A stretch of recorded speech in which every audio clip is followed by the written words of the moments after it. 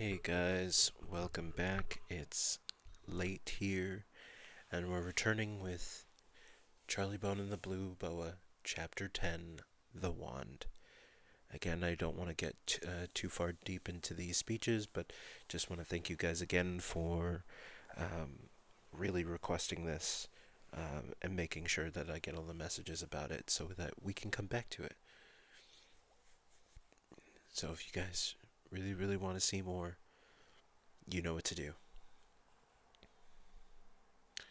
Chapter 10, The Wand. On his way home, Charlie called in at the bookshop. Emma was on duty at the counter while her aunt wrapped books in the back room.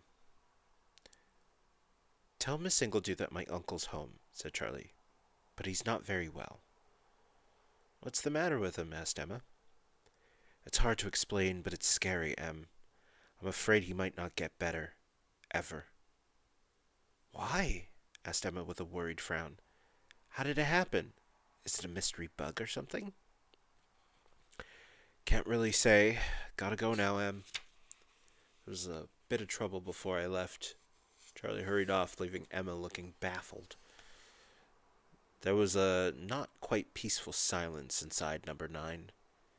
Billy had obviously been taken back to Bloor's, and there was no sign of Grandma Bone. It was lunchtime, so Charlie began to help himself from the fridge. Cheese, cucumber, salami, and peanut butter all sandwiched between 2 thick slices of bread. He was about to sit at the table when he remembered his uncle. He made another identical sandwich and put them both on a tray with a glass of water. Peyton called, "Come in, come in." Immediately, Charlie knocked. "Praise be, refreshments," said Uncle Peyton when he saw the tray. He heaved himself up on his pillows and patted the bed. Charlie put the tray in front of his uncle. He was glad to see that Peyton had managed to change into his pajamas. Hopefully this meant that he had had a chance to wash, though there was still a funny smell in the room. "Scorched socks," said Peyton, who had noticed Charlie's discreet sniff. "Uncle, what happened?" asked Charlie. "Can you talk about it now?" Peyton took a long drink of water, cleared his throat rather loudly, and said, "You'll have to know something of our past, Charlie. It all began when I was 7. You'll remember I discovered my gift on my 7th birthday." Charlie nodded. "The lights exploded and all other children went home, and you ate all their ice cream, and you were sick." "Good memory," Peyton remarked. "Well, shortly after this, we all went to visit my great-aunt Yolanda at Ubeam Castle." Charlie waited breathlessly while his uncle massaged his throat. "My mother was French," Peyton went on. "A very beautiful woman. She'd been an actress, but when she married my father, she found that she loved children. So she had 5 and gave up the stage. She was very proud of my gift. There had been a few unusual talents in her own family. She told Yolanda about me on our very first night. We were having supper in a long, dark room on the ground floor. There were 8 of us. And Lyle, your father, who was 2. His own father, a pilot, had already been killed, crashed his plane in the desert. Well, maybe my mother said, 'Guess what? Aunt Yolanda Peyton is a Dowd.' I can see Yolanda's face now, the way her eyes lit up." Peyton bit into his sandwich. "And then my sister, Venetia, who was 12, said, 'Like me.' And like Eustacia, she was clairvoyant. But Lucretia and Griselda aren't endowed, poor things. The 2 eldest were very put out, as you can imagine, but then Griselda said, 'Who knows? Baby Lyle may have a gift one day.' Yolanda gazed round at us. She looked so hungry, a real predator." Peyton paused and took another bite into his sandwich. "This is uncommonly good, Charlie," he said. "What's in it?" "I've forgotten. Please, Go on, Uncle Peyton, begged Charlie. His uncle looked suddenly very grave. Ubeam Castle is a terrible place. It's built of rock that seems to attract the night. It's a sooty gray inside and out, and still they haven't put in electricity. The stairs are narrow, steep, and dark. On our second day, my mother fell and broke her neck. Peyton gave a frown of pain and touched his throat again. We were all in the garden, if you can call it that. It's just a field of wild grass that grows right up to the castle walls. I heard my mother cry out, but my father reached her first. I was just 2 steps behind him. She was lying at the bottom of a treacherous stairway leading out of the hall. I heard her say, "Don't let her." And then she was gone. Peyton pulled a handkerchief from under his pillow and vigorously blew his nose. "Yolanda pushed her, didn't she?" Charlie said grimly. Peyton gave a huge sigh. "I'm sure she did. But who could prove it? Besides, my sisters were already under her spell. They wouldn't hear a word against her. In fact, they wouldn't even leave the castle after my mother died. Yolanda tried to keep me too. She begged and wheedled, she screamed and threw things. She turned into a wild dog, a bat, a serpent. She's a shapeshifter, you know. She tried to hypnotize my father, but he escaped with me. He never let me out of his sight until he was sure I could take care of myself." "You went to Ubeam Castle to stop Yolanda coming here, didn't you?" said Charlie. Peyton nodded. "I heard my sisters plotting the night before I left, so I decided to pay Yolanda a visit, but I was too late. She wasn't there." "Uncle Peyton," Charlie interrupted, "she's here." "What?" Peyton sagged against the pillows. "I was afraid of that."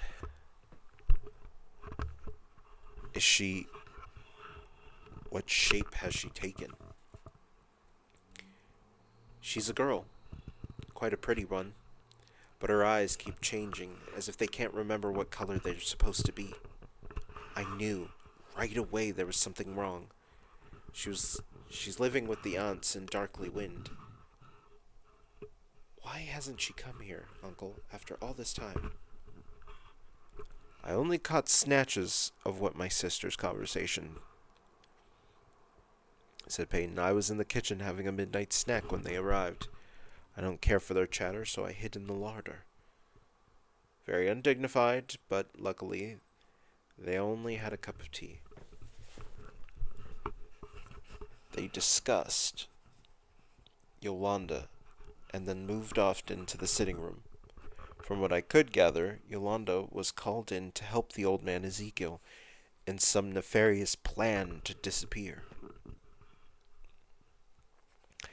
Charlie gasped. "The boa!" he exclaimed.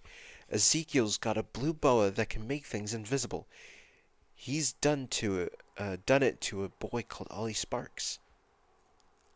"Ah, well, it seems it's just a one-way ticket at the moment. You can go, but you can't come back, if you take my meaning. Ezekiel wants it both ways, naturally, but as he's an incompetent magician, he can't do it." "So he's practicing on Ollie," Charlie murmured. "He's kept in the attics." "Dear Lord, whatever next?" sighed Peyton. Charlie was still desperate to know about his uncle's visit to the castle. "Uncle, what happened?" he said gently. "Why have you lost your power?" Peyton closed his eyes. His face had a closed look, shuttered and blank. It seemed that he couldn't speak of his ordeal just yet. It had been too terrible. The doorbell rang. Grandma Bone must have been in the house all the time, because the front door opened and Charlie could hear a voice. "You're not welcome here. Please leave." Charlie opened the window and looked down at the steps. "It's Miss Ingledew," he told his uncle. "And Emma." "Hi, Emma," he called. "Julia?" Peyton's eyes flew open. "She wants to see me, then." "Hi," Emma said, waving a bunch of roses at Charlie. Miss Ingledew looked up. "Hello, Charlie. I've come to—" She was cut short by Grandma Bone, who stepped out of the house and growled, "I asked you to leave." "But I've come to see Mr. Ubeam. I heard he wasn't well." Miss Ingledew held up a yellow paper bag. "We brought flowers and bananas. They're so good for—" "We've got our own bananas," barked Grandma Bone, advancing in her unwelcome visitors. "Mr. Ubeam is far too ill to have company." "He's not!" cried Charlie. "Be quiet!" Grandma Bone glared up at Charlie, while Emma and Miss Ingledew were forced to step down onto the pavement. "Really, Mrs. Bone," said Julia, "I'm sure it wouldn't do Peyton any harm to see me. I'm concerned about him. Don't you understand?" Peyton's face turned from white to pink, then back to white again as he struggled out of bed. "Julia," he said breathlessly. "Don't let her go, Charlie." "Stop stalking my brother." Grandma Bone followed Miss Ingledew down the steps. "You're not welcome here. I am not stalking him. I have never stalked anyone in my life." Clearly upset by Grandma Bone's insinuation, Miss Ingledew threw back her head of magnificent chestnut hair and marched away up the street. Emma waved bleakly at Charlie and ran after her. "Has she gone?" croaked Peyton. "Afraid so, Uncle," said Charlie. "I think Grandma Bone offended her." Peyton put his head in his hands. "I'm scuppered," he moaned. "I might as well be dead." "Don't say that, Charlie. Don't say that." Charlie couldn't bear to see his normally vigorous uncle in such a pitiful state. "I'll try and get her back," he said. Grandma Bone met Charlie in the hall. "Where do you think you're going?" she said. "Out," said Charlie. "Oh, no, you're not. You've got work to do. Revision, I believe. You've got tests coming up on Monday. Lots of them. Get upstairs and take out your books. Right now." Charlie almost exploded with indignation. "How could you do that to Uncle Peyton?" he demanded. "He really wanted to see Miss Ingledew." "That woman's no good for him," said Grandma Bone. "Now, if you don't get to work this minute, I'll tell them to give you detention next Saturday. In fact, after your disgraceful behavior this morning, I'll be surprised if you don't get it anyway." You're just—" Charlie struggled to contain himself, and then rushed to his room before he said something so rude to his grandmother that it would make him have detention for the years to come. Several hours, Charlie wrestled with history dates, geographical locations, English grammar, French verbs. He began to get a headache and found he was forgetting things more than remembering them. Occasionally he looked out of his window, longing to see Benjamin and Runner Bean running across the street, but no friendly face appeared, and nothing interesting occurred to break the monotony of Charlie's awful afternoon. Until he noticed the wand. It was lying under his bed, caught in a thin beam of sunlight. Charlie picked it up. The wand felt warm and silky. It was very comforting to hold, almost like tasting something exponentially delicious, or lying on a bed of feathers. Charlie had an idea. Scarborough had stolen the wand from a Welsh wizard, so reaching for the Welsh dictionary his uncle had given him, Charlie looked for the words, "help me." He found Elpufi, and remembered the U was pronounced E, I, and the F like a V.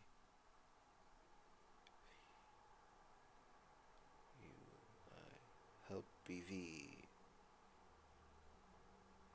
Charlie said at his table, and holding the wand in his lap, he stared at a column of French verbs and their English equivalents. "Help BV," he said. "Help BV, help BV." For a few moments, nothing happened, and then Charlie had the strangest sensation. It was as if the word "look" had whispered into his brain. He tightened his grip on the wand and looked at the words in front of him. A few minutes later, he tested himself. Miraculously, he had learnt every verb and its meaning. Charlie was so excited he dashed into his uncle's room without knocking. Peyton's eyes were closed, but his face was distorted by a terrible frown. Charlie had forgotten Miss Ingledew's unfortunate visit. "I'm sorry to disturb you, Uncle," Charlie said in a quietly urgent voice, "but something amazing has happened." "What?" said Peyton wearily. "You know, you took the wand when you went to UB Castle, and it got all burnt by something. Well, it got better. Somehow. It's all good as new. And I just tried using it to memorize my French, and it's amazing. It worked." Peyton's eyes opened. He looked at Charlie with interest, and then his gaze was drawn to the wand. "Curious," he murmured. "Very curious." Charlie said, "I know this sounds silly, but do you think the wand might really be mine?" "How could that be possible, dear boy? You've got it from an ancient painting." "Yes, but—" Charlie was reluctant to tell his uncle that Scarpo had refused to take the wand back. Peyton had warned him more than once not to go into the painting again. Peyton was now staring at Charlie's feet, and Charlie had a horrible feeling he knew exactly what his uncle was looking at. He had forgotten to shut the door, and something had crept into the room. Yes, there it was, right beside his left foot. It began to squeak. "That is a very singular mouse," Peyton observed. "I've always known we had mice in the house, but that one looks abnormally old. I can't say why." "It actually is," Charlie confessed. Peyton eyed his great-nephew suspiciously. "Explain." Charlie explained as best he could how he had taken a step, just a fraction of a step really, into the painting of Scarpo. "I did it for you, Uncle," he said. "I thought he might have something to cure you. That's when he said the wand belonged to me. He wanted to meet you, but I wouldn't let him. As you see, I got out all right, but the mouse was in his pocket. It came with me." "What?" Peyton's head dropped back onto the pillows. "Then the sorcerer's out too." "Maybe not," said Charlie hopefully. "I mean, he'd have done some damage by now, wouldn't he?" "If the mouse is out, then he is out, you stupid boy," Peyton snapped. "But he's still in the picture." "That's just an image, Charlie. The essence of the man, the living, breathing being, with all its mischief, its magic, and mayhem, is out." After a moment of humbled silence, Charlie said, "What shall I do with the mouse, then?" The mouse ran under the bed. "It hardly matters," Peyton muttered. "What have you done, Charlie?" "I thought that life couldn't get worse, but now here I am, done for, and that person is on the loose." He closed his eyes. Charlie would have liked to bring the subject of the wand again, but clearly his uncle would rather be left in the room. "Sorry," Charlie murmured. He tiptoed out and closed the door on his uncle, and presumably the mouse. Amy Bone had just come back from work, and Charlie could hear her laying the table for tea. He ran down to the kitchen. "Where's Billy?" asked Mrs. Bone. Charlie told her about Ezekiel's visit. "That poor boy," she said. "He must be so lonely. Something should be done about it. I'm sure someone would adopt him. He seems a very nice little fellow." "The Bloors will never let him go," said Charlie. "They like to own people." "That they do," his mother had said quietly. "Take your uncle some tea, will you, Charlie?" I don't think that would be a good idea," said Charlie. "Why ever not? Him and me? Well, I think he's a bit cross with me." One of the many good things about Amy Bone, from Charlie's point of view, was that she never reproached him for any quarrels he might have had with other members of the family. "Well," she sighed, "I'll do it then." She put some tea and cakes on a tray and took it upstairs. In a few minutes, she came back looking very worried. I'm really concerned about your uncle, she told Charlie. He's just lying there, looking gray and ill, and so melancholy, whatever is the matter with him. He went to Ubeam Castle, said Charlie. His mother gasped. Where that awful Yolanda lives? Has she done this to Peyton? No, Mum. It was something else. He won't say what. Yolanda's here. She's staying with the aunts over... Only, she isn't old. She looks my age. She came here once when you were out. Her name's Belle. Mrs. Bone clapped a hand over her forehead. Stay out of her way, Charlie. She tried to keep your father up there, you know, when he was young. Luckily, it turned out that Lyle wasn't endowed, so she lost interest in him. Maybe not so lucky, said Charlie. If Dad had been endowed, he might have been able to save himself. Who knows? Mrs. Bone looked thoughtful. I wish I knew. I also wish we weren't a part of that awful family. Well, I am, said Charlie, and I don't care. If they try to mess with me, they'll regret it. His mother gave him an encouraging smile. On Sunday, Charlie decided to visit the Pets Cafe. With the wand's help, he had managed to finish all his revision. Runner Bean's waiting for you, said Norton the bouncer, as Charlie stepped into the cafe. Going to take him for a run, then? Charlie felt a little guilty. He'd almost forgotten about Runner Bean. The park's a bit far away, he said. Take him on the heath, said Norton. He's really missed you, he has. Charlie was about to go round the counter when he noticed Lysander and Olivia sitting at a table in the corner. As soon as she saw Charlie, Olivia jumped out of her seat and waved frantically at him. She looked surprisingly normal. Her hair was mouse brown and her face free of any makeup or decoration. Charlie made his way over to the table. It took him some time with a gang of lop-eared rabbits because they kept bouncing around his feet. No war paint today, then, he said, leaping over Olivia's white rabbit and grabbing a chair. I'm preparing my face for the end-of-term play, said Olivia. I thought if I looked normal for a while, my transformation would be all the more dramatic. I can't wait, said Charlie. I didn't think any of you were coming here today. I got bored, but I think Sander's here for another reason. Charlie noticed the normally cheerful African looked extremely agitated.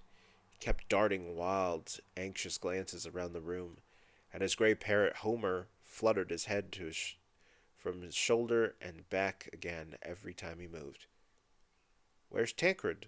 Charlie asked Lysander. His dad made him stay in to revise. I've done my work. Just had to come out. What's the trouble? Lysander shook his head. My ancestors are angry, he muttered. I couldn't sleep.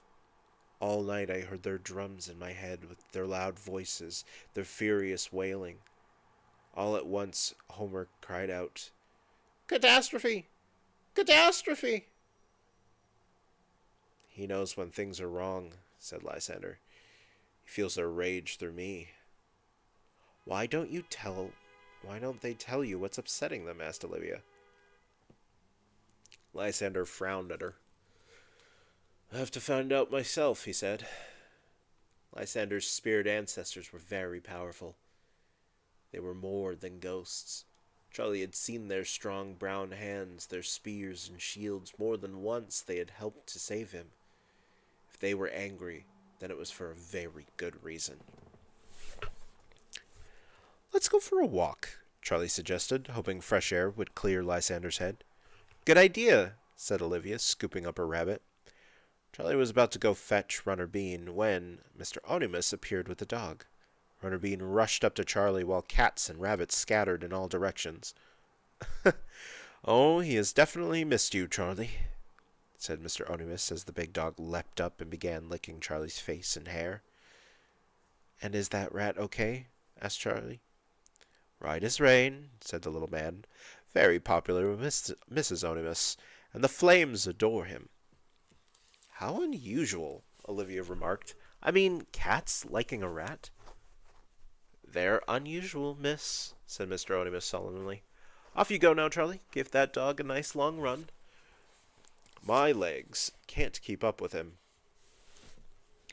The three friends left the cafe and headed toward the heath at the edge of the city. Olivia carried her rabbit in a basket, but Lysander's parrot traveled on his shoulder, its head bobbing up and down in the rhythm with its master's stride.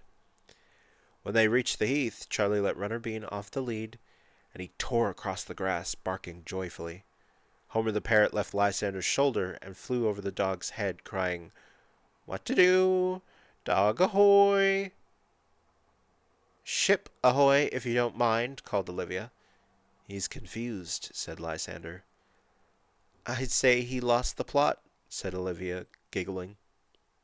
"It's not a joke," barked Lysander. "He gets muddled when he's upset. Like me. I'm muddled." "Sorry," said Olivia. Charlie glanced at her. She might almost have been laughing at Lysander. It was all very well for her, Charlie thought. Olivia could be a good friend when she chose to be, but she didn't really understand what it was like to be endowed. What a burden and a puzzle it could be. "Cool it," he said. Olivia raised her eyebrows, but she seemed to understand the warning look in Charlie's eyes. "I don't think I'll go to school tomorrow," Lysander murmured. "Why?" asked Charlie. "Don't really know. I think there's trouble for me there." Lysander's voice had sunk so low that they could hardly hear him. "But you got to," Charlie said desperately. "What about the carving? What about Ollie Sparks?" "Why do you care so much?" said Lysander, surprised by Charlie's vehemence. "I just do," said Charlie. "I can't help it. I feel bad about Ollie because I haven't tried to rescue him again. There's so much else going on, but think how awful it must be for him, alone in the dark attics, not knowing if he'll ever get out. We got to rescue him soon, Sander. We just got to. Please say you'll come to school on Monday. Please." "I'll think about it," said Lysander. He whistled to his parrot, and the gray bird wheeled about and flew back to his perch on his shoulder. "See you," said Lysander. He turned and strode away across the heath. The parrot looked back at Charlie and Olivia and called out, "Watch it!" And we are at the end of chapter 10. Thank you guys so much. Really appreciate you. Hope you enjoyed this chapter. Let me know how you liked it. So, with that, don't forget to comment. And don't forget to like, subscribe, and hit that notification bell as well. If you want to help out with the channel, join any one of the memberships. Every little bit helps build the community, helps build the channel. You guys are great, and I'll see you very soon. Take care of yourselves.